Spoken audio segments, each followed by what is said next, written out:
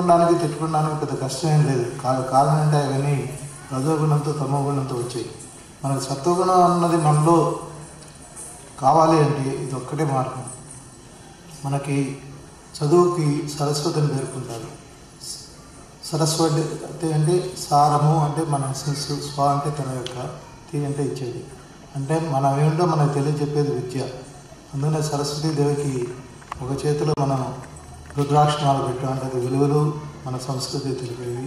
ఒక చేతిలో బుక్స్ పెట్టాం అంటే మనకు కావాల్సిన స్కిల్స్ మన బాధ్యతల్ని దీన్ని నెరవేర్చడానికి. 2 చేతుల్లో ఆవిడకి వీణ పెట్టాం అంటే ఫైన్ ఆర్ట్స్. ఈ 3 ఉన్నప్పుడే ఒక వ్యక్తి యొక్క ఒక విద్యార్థి యొక్క చదువు పరిపూర్ణత. అందుకనే ఆవిడ తెలుగుతో రక్షింపజేసుకున్నానంటే జ్ఞానాన్ని ప్రతీక. ఇవన్నీ వచ్చి మనకేం జరుగుతుందంటే ఆవిడ వాహనం హంస అంటే విచక్షణ జ్ఞానం వస్తుంది.